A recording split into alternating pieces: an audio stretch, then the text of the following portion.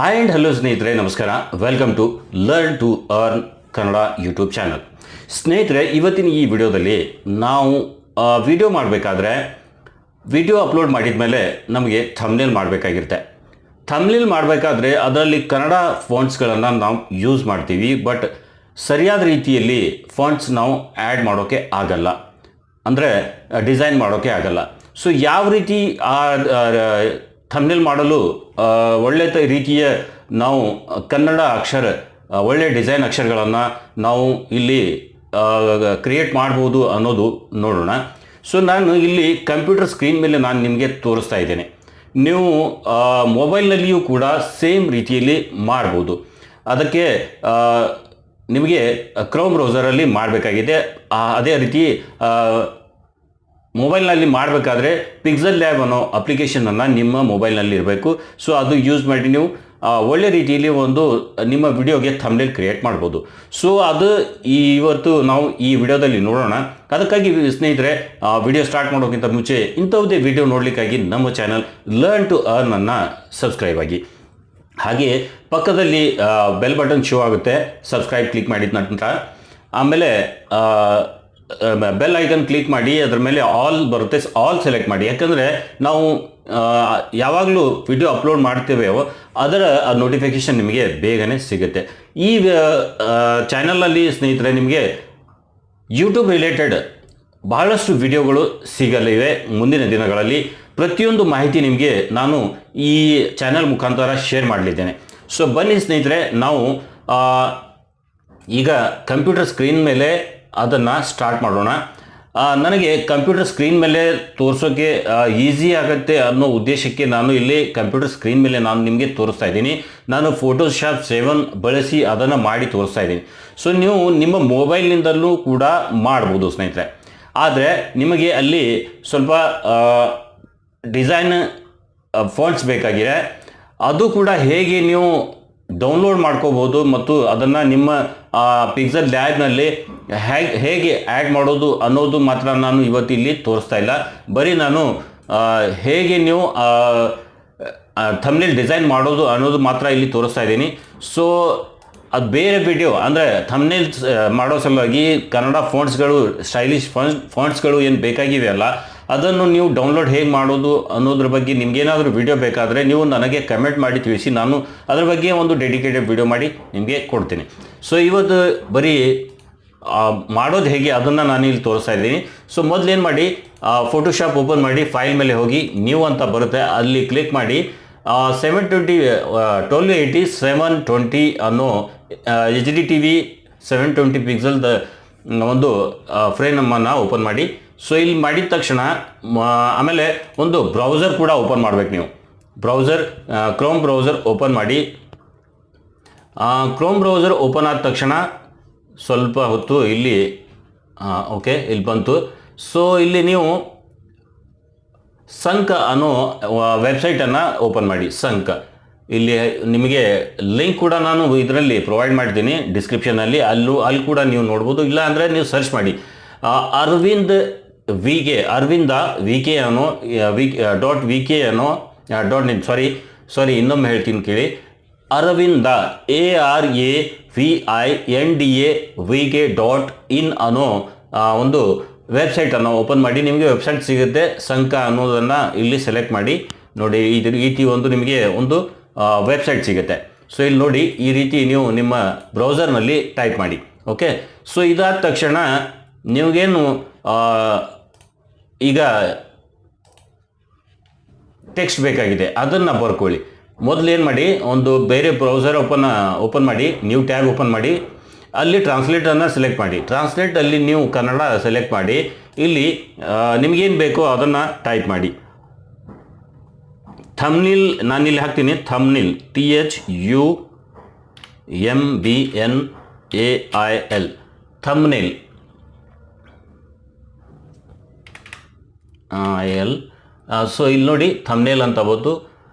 Thumbnail ಇಲ್ಲಿ ಕನ್ನಡ ಹಾಕಿದ್ದೇನೆ. ಕನ್ನಡದಲ್ಲಿ ಥಂಬ್ನೇಲ್ ಕ್ರಿಯೇಟ್ ಕ್ರಿಯೇಟ್ ಮಾಡೋದು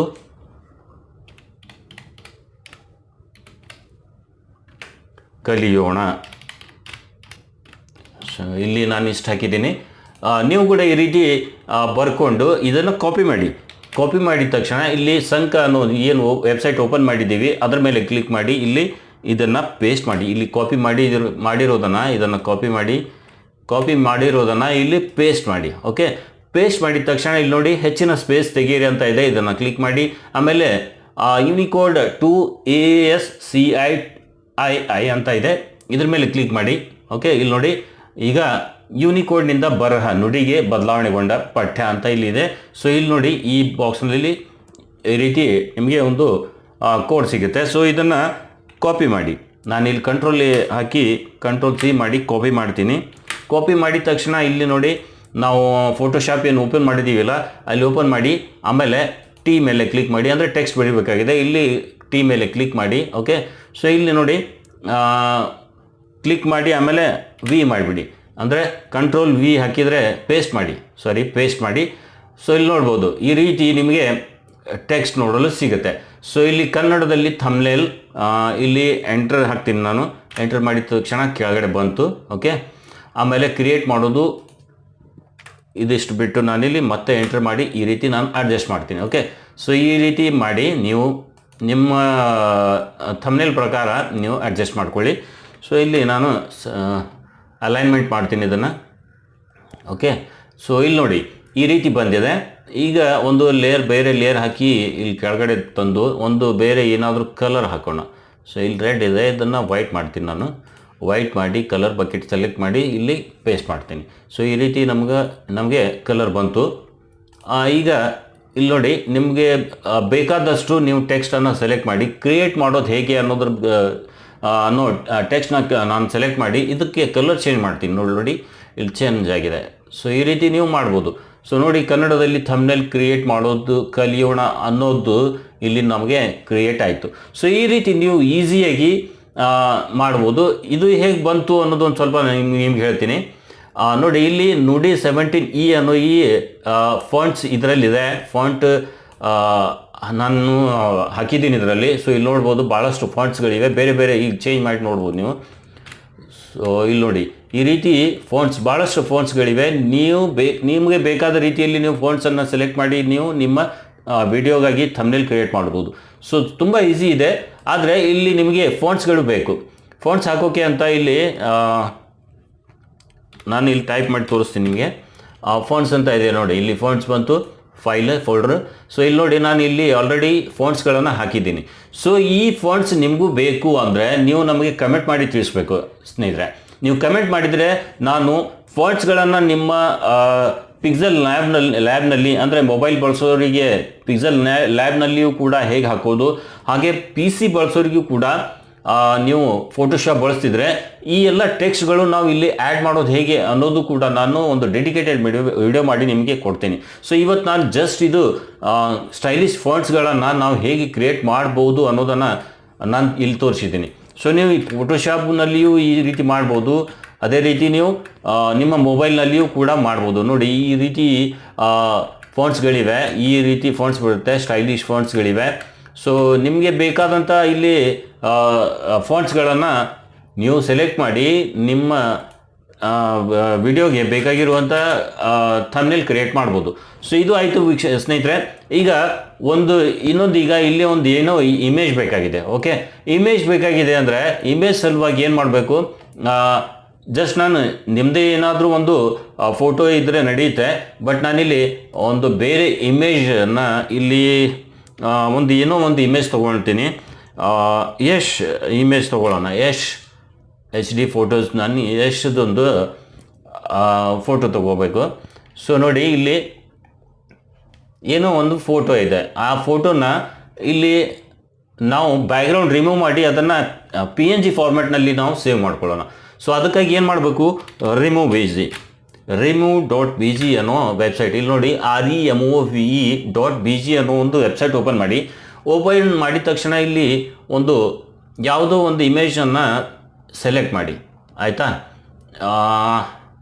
ನಾನು ಒಂದು ಇಮೇಜ್ ಸೆಲೆಕ್ಟ್ ಮಾಡ್ತೀನಿ.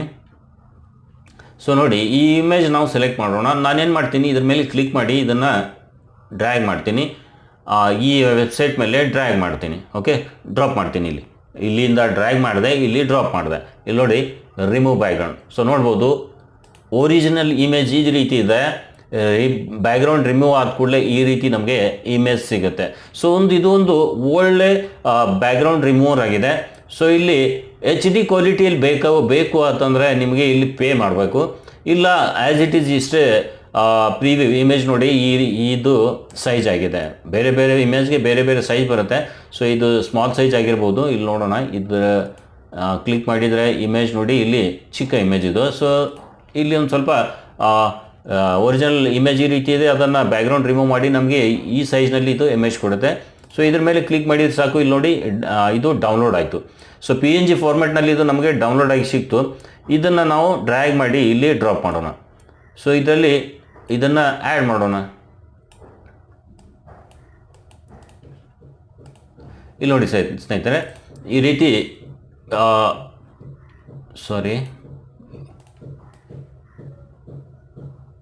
ಓಕೆ, ಈಗ ನೋಡಿ ಇದನ್ನು ಶಿಫ್ಟ್ ಆಲ್ಟ್ ಸೆಲೆಕ್ಟ್ ಮಾಡಿ ನಾನೇನು ಮಾಡ್ತೀನಿ, ಇಲ್ಲಿ ಮೂಲೆಯಲ್ಲಿ ಒಂದು ಸ್ವಲ್ಪ ಕ್ಲಿಕ್ ಮಾಡಿ ದೊಡ್ಡ ಮಾಡ್ತೀನಿ. ಸೊ ನೋಡಿ ಈ ರೀತಿ ಮಾಡ್ಬೋದು. ಓಕೆ, ಇಲ್ಲಿ ನೋಡಿ ಕ್ಲಿಯರ್ ಆಗಿದೆ ಬ್ಯಾಕ್ಗ್ರೌಂಡ್. ಇಲ್ಲಿ ನೀವು ಎಡಿಟ್ ಮಾಡಿ ಇದೆಲ್ಲ ಮಾಡೋದು ಬೇಕಾಗಿಲ್ಲ, ಜಸ್ಟ್ ಡ್ರ್ಯಾಗ್ ಆ್ಯಂಡ್ ಡ್ರಾಪ್ ಕೆಲಸ ಇದೆ. ಸೊ ಈ ರೀತಿ ನೀವು ಮಾಡ್ಬೋದು ಸ್ನೇಹಿತರೆ, ಈಸಿಯಾಗಿದೆ, ಮಸ್ತ್ ಕೆಲಸ ಮಾಡುತ್ತೆ ಇದು. ಸೊ ನಿಮಗೆ ಇದ್ರ ಬಗ್ಗೆ ಇನ್ನೂ ಏನಾದರೂ ಡೌಟ್ಸ್ಗಳಿದ್ರೆ ಅಥವಾ ಏನಾದರೂ ನಿಮಗೆ ತೊಂದರೆ ಆಗ್ತಿದ್ರೆ ನೀವು ನನಗೆ ಕಮೆಂಟ್ ಮಾಡಿ, ನಾನು ಅದರ ಬಗ್ಗೆ ಒಂದು ಡೆಡಿಕೇಟೆಡ್ ವಿಡಿಯೋ ಮಾಡಿ ನಿಮಗೆ ಕೊಡ್ಬೋದು ಸ್ನೇಹಿತರೆ. ಸೊ ಈ ರೀತಿ ನೀವು ಕನ್ನಡದಲ್ಲಿ ತುಂಬ ಈಸಿಯಾಗಿ ನಿಮ್ಮ ವಿಡಿಯೋಗಾಗಿ ಯೂಟ್ಯೂಬ್ ಚಾನಲ್ಗಾಗಿ ಥಂಬ್ನೇಲ್ ಕ್ರಿಯೇಟ್ ಮಾಡ್ಬೋದು. ಭಾಳ ಈಸಿಯಾಗಿದೆ ಸ್ನೇಹಿತರೆ. ಸೊ ವಿಡಿಯೋ ಬಗ್ಗೆ ನಿಮ್ಮ ಅನಿಸಿಕೆ ಅಭಿಪ್ರಾಯ ಏನು ಕಮೆಂಟ್ನಲ್ಲಿ ನನಗೆ ತಿಳಿಸಿ. ಈ ಕೊಟ್ಟಿರೋ ಮಾಹಿತಿ ನಿಮಗೆ ಇಷ್ಟ ಆಗಿದ್ದರೆ ವಿಡಿಯೋ ದಯವಿಟ್ಟು ಲೈಕ್ ಮಾಡಿ. ಹಾಗೆ ಇಂಥವುದೇ ಯೂಟ್ಯೂಬ್ ಚಾನಲ್ ರಿಲೇಟೆಡ್ ವಿಡಿಯೋ ನೋಡಲಿಕ್ಕಾಗಿ ನಮ್ಮ ಚಾನಲ್ ಸಬ್ಸ್ಕ್ರೈಬ್ ಆಗಿ, ಜೊತೆಗೆ ಪಕ್ಕದಲ್ಲಿ ಬೆಲ್ ಬಟನ್ ಬರುತ್ತೆ, ಅದರ ಮೇಲೆ ಕ್ಲಿಕ್ ಮಾಡಿ ಆಲ್ ಸೆಲೆಕ್ಟ್ ಮಾಡಿ. ಯಾಕಂದರೆ ಆಲ್ ಸೆಲೆಕ್ಟ್ ಮಾಡೋದ್ರಿಂದ ನಾನು ವಿಡಿಯೋ ಅಪ್ಲೋಡ್ ಮಾಡಿದರೆ ಅದರ ನೋಟಿಫಿಕೇಷನ್ ನಿಮಗೆ ಬೇಗ ಸಿಕ್ಕಿಬಿಡುತ್ತೆ. ಸೊ ನೀವು ವಿಡಿಯೋ ಮಿಸ್ ಮಾಡೋಲ್ಲ. ಸೊ ಒಳ್ಳೆ ವಿಡಿಯೋ ನಾನು ನನ್ನ ಚಾನಲ್ ಮೇಲೆ ಅಪ್ಲೋಡ್ ಮಾಡ್ತಿರ್ತೀನಿ. ಸೊ ನಿಮಗೆ ಇದು ಹೆಲ್ಪ್ಫುಲ್ ಆಗ್ಬೋದು. ಸೊ ನೀವು ಸೇರಿ ಒಂದು ಒಳ್ಳೆ ಕಮ್ಯುನಿಟಿ ಬಿಲ್ಡ್ ಮಾಡಿ ಒಂದು ಒಳ್ಳೆ ಅರ್ನಿಂಗ್ ಕೂಡ ಮಾಡ್ಬೋದು ಸ್ನೇಹಿತರೆ. ಸೊ ವಿಡಿಯೋ ಇಷ್ಟ ಆಗಿದ್ದರೆ ವಿಡಿಯೋ ಲೈಕ್ ಮಾಡಿ, ಚಾನಲ್ ಸಬ್ಸ್ಕ್ರೈಬ್ ಮಾತ್ರ ಆಗೋದು ಮರಿಬೇಡಿ. ನಿಮಗೇನಾದರೂ ಡೌಟ್ಸ್ಗಳಿದ್ದರೆ ನಮಗೆ ಧಾರಾಳವಾಗಿ ನೀವು ಕಮೆಂಟ್ ಬಾಕ್ಸ್ನಲ್ಲಿ ಕೇಳ್ಬೋದು ಸ್ನೇಹಿತರೆ. ಸೊ ಇವತ್ತಿನ ಈ ವಿಡಿಯೋದಲ್ಲಿ ಇಷ್ಟೇ. ಮತ್ತೆ ಭೇಟಿಯಾಗೋಣ ಒಂದು ಹೊಸ ವಿಡಿಯೋದೊಂದಿಗೆ, ಒಂದು ಹೊಸ ಟಾಪಿಕ್ನೊಂದಿಗೆ. ಅಲ್ಲಿವರೆಗೂ ನಮಸ್ಕಾರ ಸ್ನೇಹಿತರೆ.